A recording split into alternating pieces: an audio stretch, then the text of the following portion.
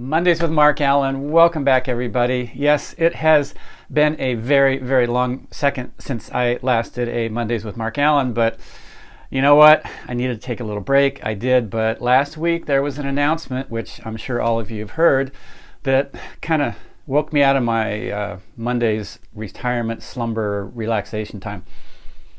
As you know, Ironman announced that there will be 2 locations for the IRONMAN World Championship in 2023. As you know, this past October, there were 2 days of racing in Kona. Amazing to see the women's race all in one day, the men's race all on a second day. However, the impact on the community of Kona, the island of Hawaii, the impact on those who organized and had to volunteer and actually make that event take place, it was too much.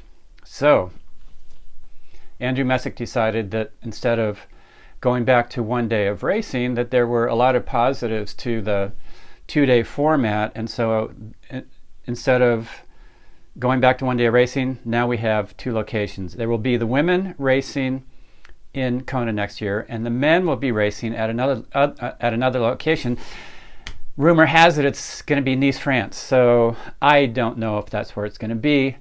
But if it is, let's think about it for a second. Is that good or is that bad? Is it worthwhile? Is it the stupidest idea ever?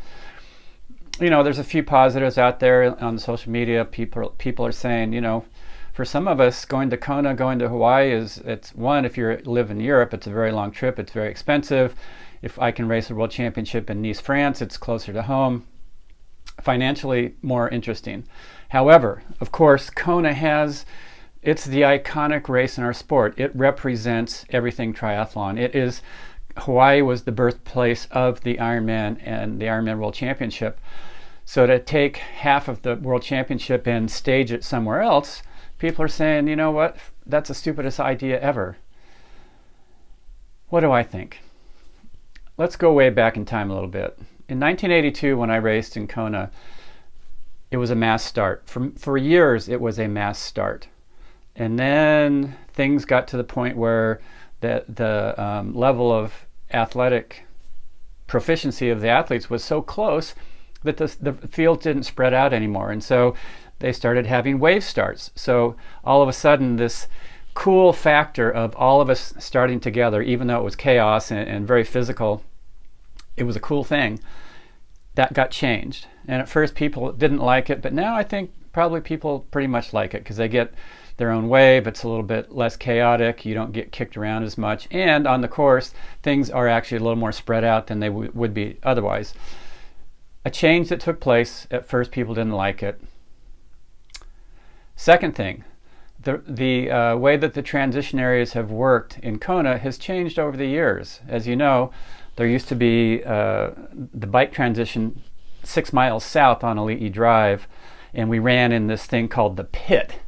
And it was just this incredibly challenging way to start out the marathon. That got changed to having one transition area all at the pier. And at first people were like, yeah, but we don't have the pit anymore. And that was so amazing. And it was. But the racing is still incredible. And that change has taken place. And it's still pretty cool.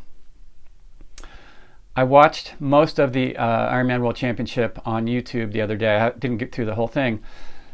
But I have to say, because the men and the women's races were filmed on separate days, the depth and the dynamic changing of how the race was unfolding in the men's race and the women's race was so much more compelling than it's ever been on any other broadcast.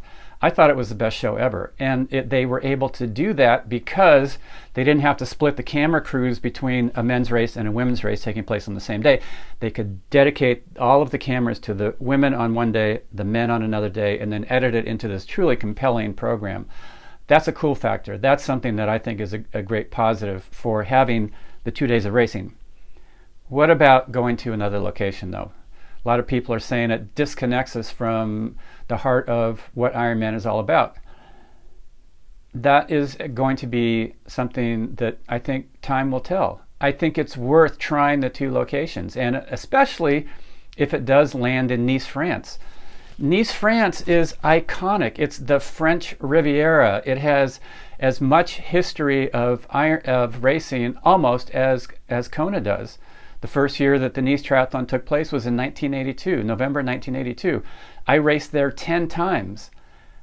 I did not race there because it was a second-rate race and a second-rate location and wasn't very compelling. I raced there 10 times because it was so amazing and so compelling. And in Kona we have this history. We have, you have the turn at Hawi, you've got the winds, you've got Elite Drive, you've got the Energy Lab now.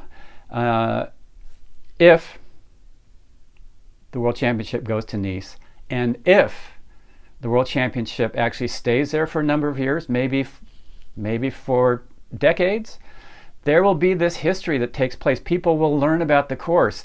And there are little towns up in the villages on the climbs that will have the same name recognition as Hawi or Kauai High or Waikoloa or Elite Drive. And in Nice they have the Promenade des Anglais right along the Mediterranean. It's amazing. It's compelling. The last 5 years that the last 5 times that I raced Nice, France was 1989 through 1993. Those years I won Nice and I won Kona. 5 years in a row I won both of those races. That's something else that might be interesting that's going to happen. Because the men are going to be there this year and then they're going to swap, the women will go there the next year. It will be really interesting to see what kind of legacy people put together. Can somebody win Kona and then the next year go to Nice or wherever the location is and win that too? So that the two start to become sort of like this 2-part drama that takes place. Maybe, Gustav Eden won in Kona last year. Well, can he go to location B, Nice, France, hopefully, and win that also? Very different challenges, very different course, takes a whole different skill set. But if somebody can win both of those, that would sort of make this like double legacy that somebody is building. And bottom line is this. Nothing has competed with the Ironman World Championship in Hawaii in terms of status, in terms of mystique, in terms of creating this dream that people will train for years to try and get there to achieve. Nice, France, location B.